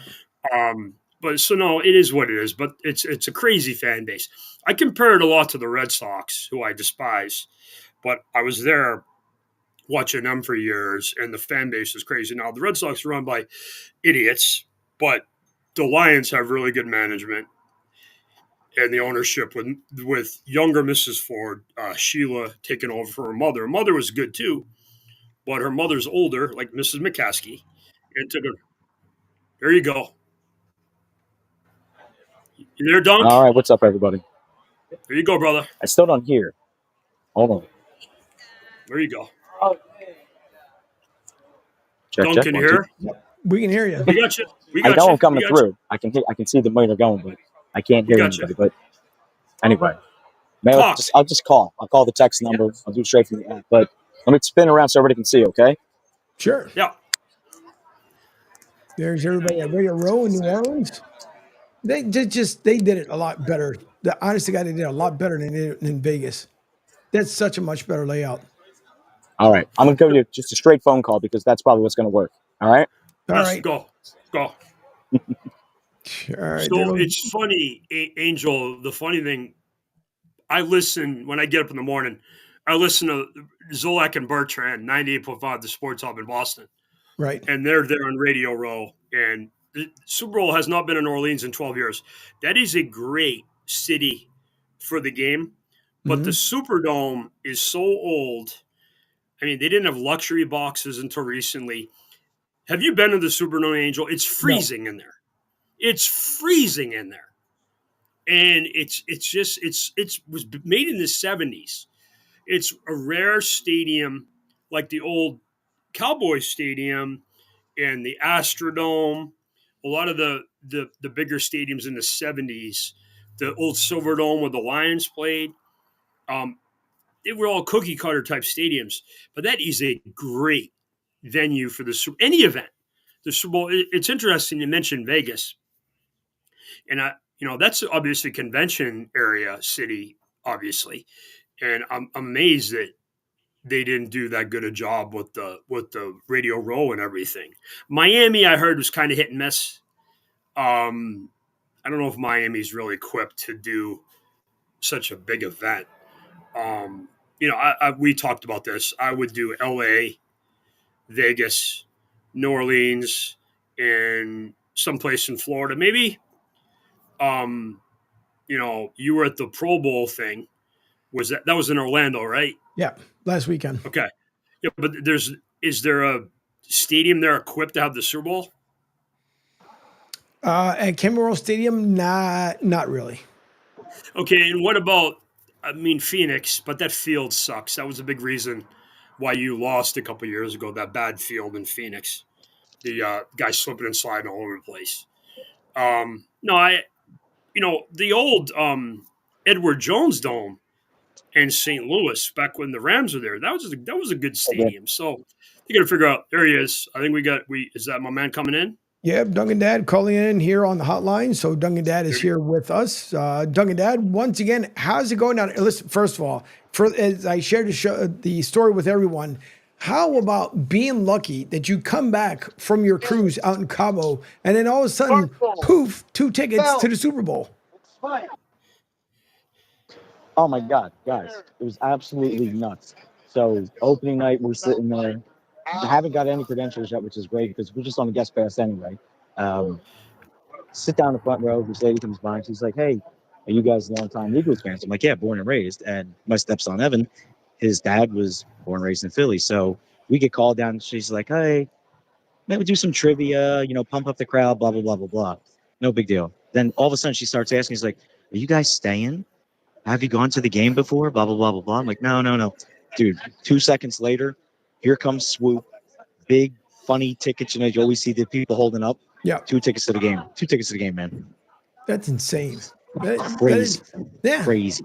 Sometimes everything happens for a reason, Duncan Dad. So maybe you are the factor that's the reason why the Eagles are going to win on Sunday. I'm thinking it's Miss LeBron, man, because everywhere we've been right now, something good is happening. I mean, we were walking around the French Quarter, found this little old card sitting on the ground, thought nothing of it. $100 card. Last night went to Jaws, a cigar event. Been there last 3 years, and saw the ESPN bet guys.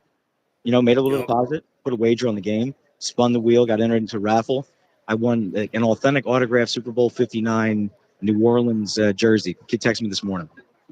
Unbelievable. What? Dude, it is nuts right now. First time in New Orleans. First time here. Oh, you've never been there before? Wow. No, they've been here before because in the close relationship with Florida, they've driven over a couple times. They actually came. Abby Wambach, her last game, they played for the national team at the Superdome. They're big soccer fans, so they've driven over before, and they love it here. So listen, this place delivers. There's so much soul and so much of a good vibe, and you can't fake that, right? Like Philly has it, but you can't fake that. Right now, I'm sitting here outside of Fox Sports and NBC Sports, looking at Dan Marino. He's saying hi. Yep. He's doing his thing. It's so. He was just on with Zolak and Bertrand in the 10 o'clock hour, right? Because Zolak was one of his backup quarterbacks. Zolak's last year of his career, and Zolak's from Pittsburgh, so he grew up idolizing Marino. Oh yeah. So if you guys don't know this, Scott Zolak's dad was a really big high school and youth coach in Pittsburgh. He was Dan Marino's. He was Joe Montana's high school coach. Scott Zolak's dad. Yeah, Scott Zolak's dad, who passed away about 2 years ago. So he was Joe Montana's on high school coach. The western part of Pennsylvania for quarterbacks, but man, Unitas, Marino, Montana, Joe Namath, Jim Kelly, Johnny Unitas. I mean, it's insane. It's a hot. Don't forget Kerry Collins. That was supposed to be funny. Penn State, great. And Chad Henne. There you go. These guys, it's crazy. But been watching you guys all week. I know Angel's been busy as anything. Had the pleasure to meet the guys from 105.3 down there in Tampa. Also, Rock Riley. Sat with him for a couple minutes. Phenomenal guys. Saw Gabe Morrissey, Sports Rage, right? He's super busy. Oh my God. Gabe, like everyone loves Gabe. Everyone loves him. Yeah. My phone has been crazy all week. Like Angel was talking about, I broke him about Mrs. McCaskey dying. I got a tip on Eli not making the Hall of Fame about an hour before. I'll tell you right now, everyone, all the buzz last night, they loved Jared Allen getting in. They loved Eric Allen getting in. The Sharp thing, people were kind of like, okay. But when they saw that Eli didn't make it, buzz for about 2 hours. That's all it was. Well, I mean, Adam Vinatieri is the best kicker in the history of the NFL. He didn't make it. Yep. I don't know what more you have to do. But by the way, out of all the guys who made the Hall of Fame last night, right, Sterling Sharp's the best player out of all those guys. Oh, right. Yeah, he's the best player. Sterling Sharp, the best player. Jared Allen, I can make a case for. Eric Allen, to me, I can name you 30 corners better than Eric Allen.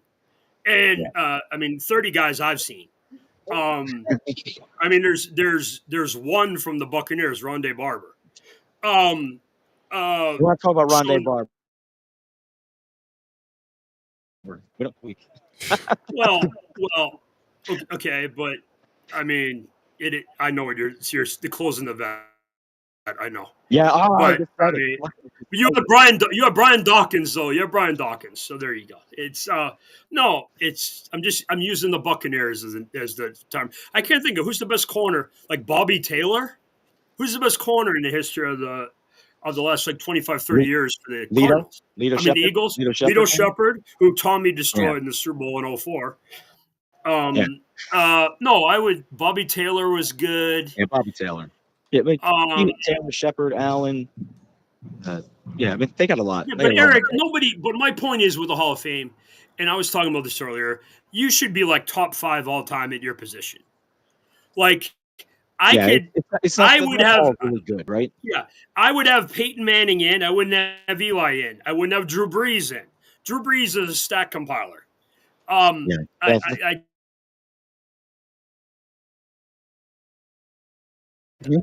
don't. I want to play when I look at somebody. I want to go. As an opponent. I'm afraid of that guy. Like you both are afraid of Pat Mahomes.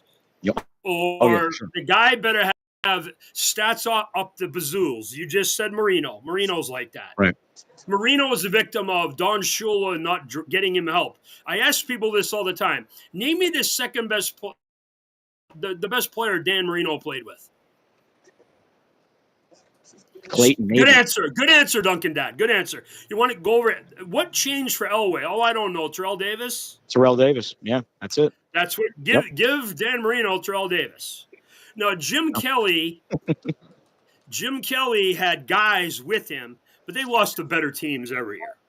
Even outside of the Giants team in 90, every team they played was better than them, and that was just a one-score game the way the Giants played. I mean, that Giants team beat the 49ers in San Francisco. In San Francisco. So, yes, and they broke Montana in half and ended his career in San Francisco. So, I mean, that's the thing. You know, when I look at it, like, listen, I loved Randall Cunningham when I was a little kid. Not a little kid. I was in high school. Randall Cunningham was awesome, but he's not he shouldn't go to the Hall of Fame. I was terrified of Randall Cunningham. Giants fans, the Carl Banks player, everybody's seen him Monday Night Football. So, I mean, and he used to make Belichick and Parcells nuts, but it is what it is. So I think, if you haven't heard me dunk, I'm picking the Eagles in this game. Like 28-24. I think they're going to run the ball. I think you're going to play defense. I think you're going to do a lot of tush pushes in Barkley. They might do some RPOs. If you look at the Chiefs, when you really line up and want to run the ball like the Bills did in the first drive of the second half, they ran like 14 out of 15 plays. You can move the ball on these guys. Yeah. And that's what I think. And I think Jalen Carter's a problem. I'm wondering if the Chiefs will move Joe Thuney back to left guard to deal with that, because they don't have a good matchup for Jim Carter. Now, Jim Carter's sick, and I was just talking to Angel about this. I think Brendan Graham's going to play. Yeah, he's or let me rephrase that. Try. Okay, he's going to try to play. Right. After he gets hit in that arm a couple of times, he might never want to play again. So that's what I think is going to happen. But I just have a good feeling about the Eagles. I know I'm nuts for betting against the Chiefs. Quarterback career-wise, Mahomes has been kind of hit and miss this year. And obviously Andy Reid's better than Angel's buddy Sirianni. But the consensus down here is better. And people are overthinking it, and they're not looking at it from a X's and O's standpoint. They're trying to really, but I mean, Mahomes is Mahomes. Spags is going to do his thing, but Baldinger, Gronk, and everybody was saying, just like, if the Eagles just play their game and not play Kansas City's game, this game could be 35-10, like coasting into the fourth quarter with like 10 minutes left, and you're up like 2 scores. That's how I saw what you're with Gronk talking about the Kay Adams and other people. Gronk talking about that. Yeah. So, people don't know this, Duncan. People don't know this, Duncan. Actually, smart. Yeah. You guys know he got a He got a 32 on the Wonderlic. Yep. Gronk did. Gronk got a 32 on the Wonderlic. I would have thought he got a 2 on the Wonderlic, but he got a 32. So the Angel, stop laughing. Southwest boys, man. All right, hey, look, I'm gonna jump in a couple people, but I wanted to touch with the show. Well, have Angel, fun. thank you so much for everything, and everybody's excited for us to do this all next year. So we're gonna get it all set up. All right. All right. I appreciate All you. right, man. Thanks, Dunk. I love you guys. All right. Love you Thanks, too. buddy. Good luck Sunday. Bye. Bye-bye, buddy. All right. There goes Duncan Dad. He's done. Our mobile correspondent, Duncan Dad. Yeah. He's been all over the place down there. Sometimes things don't work in your favor, but next year it'll be a whole different thing. But Sal Antonio reported yesterday that Carter was a full participant in practice. So that's good to know. And But again, Rick, let me let you know a secret. Just because you're a full participant in practice, that's what it is. Talked about Gronk in 11. That guy had a broken ankle, and he played in the Super Bowl. Angel and I have talked about vitamins with Pat Mahomes, with the high ankle sprain. And if you can stand, you're going to win this game. John Hanna played with 2 broken discs in his neck to try to block William Refrigerator Perry in the 85 Super Bowl. If you go back and watch that game tape, it didn't go very well. But no, I think Carter's going to play. He'll have all kinds of fluids and stuff. I think he's got really bad flu. I mean, that's stuff you'll play with. He's a huge he's a game wrecker. He's probably the best interior guy in the league now that Aaron Donald's out of the NFL. So that's still key to the game. If the Eagles don't win the line of scrimmage, both sides of the ball, they're going to get rolled. Because they got to handle Chris Jones. And they got to make Mahomes miserable inside. And Duncan just made a good point about Spags with his blitzes. But the quarterback run game and the RPO threat and Barkley on a swing pass, if you blitz wrong, is the answer for a lot of this stuff. If you watch on in Michigan, Donovan Edwards is the wheel route guy. So we'll see. But I just have a good feeling about the Eagles. You should be excited if you're an Eagles fan because I don't like either team. I'm just looking at just X's and O's and picking, and I got both championship games right. So there you go. But, of course, I had the Lions winning the Super Bowl. So Angel should have risen his hand and said, Jared Goff. And I would have said, Angel, you are correct, my fine friend. So you see, Angel, did you see that Aiden and Goff were recruiting Myles Jarrett last night at the Honors? Yeah. I wonder what they were talking about. Well, it's the same way you have Jameis Winston, who's listen. How smart is he though? He was great. Yeah, he's been doing great. Yeah. If I'm me, listen. No offense to the guy, but if I'm him, I'm pimping myself out too. Is hey, anybody need my services? Why not? Best place to freaking do it. You know what? I think you'll probably see him because I think he might go to the Giants. Yeah. See, I gave you something. Could very much well be. I gave you some. I mean, that way we can assure that Joe Shane's going to get fired. Well, Joe Shane might not have a job around midnight Sunday. So if Barkley goes for about 175 total O, does Mr. Mara have reassessing of his assessment of the team and fire that guy out of a cannon? How many times are they going to show the Giants people if Barkley goes crazy in this game? If the Giants people are at the game? They would be just beyond irritated. Are you kidding me? They would be beyond irritated. Hope Jay's right. I still can't believe that the Giants allowed that video because they sign off on that. Like, show everything except him telling the owner he's going to the Bears. Everything else you can probably get by with. But, like, the Bears thing is, I mean, the owner warned them. Mm-hmm. And then, I got my friends telling me he's going to the Bears. And then he probably got the message 5 minutes later that DeAndre Swift was signing there. And then he must have gone, oh, beep. And that's what Mr. Mara said to him. I mean, I've joked that if Steinbrenner was the owner of the Giants, he would have already fired him and brought him back for Alzheimer's Day to be booed. and paid him to do it. So I mean, it's just hilarious time. By the way, Angel. Yep. The Mets do anything pretty cool in the last couple of days? Yeah, Pete Alonso finally. Bam, bam, bam, bam, bam, bam. Not only took forever. Hell yeah. It only took forever. Hell yeah. Well, that's what you deal with. You deal with Satan. I mean, Scott Boras. Yeah, well, that's true. But nonetheless, you figure, well, the truck just pulled up from Citizens Bank Park. I know you don't want to hear, but down here in Clearwater at yeah. Trust me, I know how good our division is.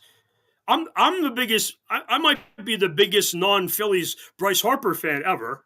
And our coach here at Michigan baseball, Skip Tracy Smith, he was Schwarber's coach at Indiana. And I love Zach Wheeler. The biggest mistake the Mets have made in the last 5-6 years was Zach Wheeler. Yeah. I love Zach Wheeler. No, you got a really good team. The NL East probably has 3 of the 6 best teams in baseball now. And a lot of it's going to depend on breaks, who gets this and that. And obviously, us adding Juan Soto is the biggest acquisition probably the entire offseason. They're going to have a motivated Pete Alonso who's either going to have a really big year and opt out and get paid somewhere else because the Mets probably won't bring him back. Or he's going to have an okay year, opt in, and the Mets will have a first baseman. Mets still have a lot of farm system guys. They have Steve Cohen's money. Don't just hand things to the Dodgers. The Mets are a lot better team than they were last year, and they went 6 games with that team. I don't know what the Yankees are doing. They lost Juan Soto, and they're replacing Paul Goldschmidt. And, Chisholm's going to be there all year. The shortstop Volpe's in year 2. You don't know what they're going to do. Their pitching's good, obviously. The Braves, you and I have to deal with them all the time, but they're kind of locked into what they do. They don't spend more. You have Dombrowski and really good ownership. We have Steve Cohen and David Stearns. So I like our teams when push comes to shove over the Braves. But the Braves are a development winning machine for 30 years, going back to Glavine, Smoltz, Maddox, Fred McGriff, Chipper Jones, Andrew Jones, all those guys. So we got to deal with that. But it was interesting. You're not talking about they didn't do any trades with Alex Braum and some other things we talked about with your team. Because, your team's kind of set. Castellanos, Schwarber, Marsh, Harper, Turner. You're Realmuto. Your team is fairly set. We have a couple things we have to figure out. Second base is our biggest thing. Vientos will now play third and Pete's at first. Winkler, DH. Keep an eye on the Blue Jays with Vlad Guerrero because that's the next big shoe to drop. He's either going to be extended or they'll probably trade him, and Uncle Stevie will show up with a boatload of money. And Uncle Stevie writes checks because Uncle Stevie wants to win. Remember, we're going to have a lockout after the 26th season, so we got 2 more years of me and you living in moving on up like the Jeffersons in the penthouse. And then the Mickey Mouse teams, like the one down the street from me that want to spend $50 to have a good team. They're going to try to go after the Steve Collins and the Phillies and the Dodgers and the teams that spend and try to win. So we'll see. It's a fun off. It's going to be a fun baseball season for me and you. We're 2 of the have teams. And a lot of it's going to come on the injuries and who does what. And, and then we'll also have the draft and free agency here coming up in March. We're excited. And it's awesome that Duncan's in New Orleans. And that ticket story is great. What a great story. Yeah. He's got a bunch of goals. I'm pretty sure he'll share come next week. So we appreciate Duncan being part of the Coastal Sports Network as he's been moved around fast and furiously. But yeah, that was pretty cool as far as the ticket store. When he told me that, it was unbelievable. He sent me the video, but it was surprising. I'll try to bring it up for Monday's show. But with that all being said, don't forget the Arca Menard series coming up here next week after the Super Bowl. It'll be Daytona Talk. And coming up is the Speed Weeks. We'll be heading up starting this Monday. The Arca Menard team, City Garage Motorsports, will be heading up that way on Monday. And then if there's Speed Weeks practice or stuff that's going to be going on, so there's a lot of stuff, little minor things that'll be happening here and there. and leading up to Speed Week for practice, qualifying, then the race for Saturday, obviously the Great American Race on Sunday. So a lot of stuff coming up here for next week. The inaugural USF Women's Lacrosse game tonight with Kennesaw State will be happening at Corbett Stadium. If you guys went to the game last night and you present your ticket, you can get in free today at Corbett Stadium. So hopefully there'll be a good turnout there. And with that being said, we're going to close out the show here as we ran into a little bonus time. But nonetheless, I can't thank Beef for coming on. Anytime, brother. Or Beef from you. No, I think it's great. Good luck to your team. Listen, with the Daytona stuff coming, this might be a good time. Maybe not this Monday, the Monday after, I'll get my co-owner here at Beers World, Kathy, who's a big NASCAR person. Might be time to bring her out of the woods and bring her in and talk about NASCAR with me and you. So there you go. So she's in Vancouver with her husband right now on vacation, but she's a huge NASCAR person. She could be your NASCAR correspondent. A tremendous upgrade over me too. Much better hair. So that is a lot of others. There you go. And she listens and follows, so it's good. That's fine with me. I have no problem with that whatsoever. So that's fine with me. But much worse language though. She swears more than I do. I'm kidding. Well, she works with me. You got to swear. So, with that being said, there you go, buddy. Let's go Birds on Sunday. Let's have a great time. Again, those who are going to be out there, please do not drink and drive. Arrive alive. Have fun. Enjoy the weekend. And we will talk to you hopefully here on Victory Monday. So for Beef, Doug and Dad, for everybody who texted in, thank you all. Have yourselves a great weekend. We'll talk to you next week. LFG, everybody.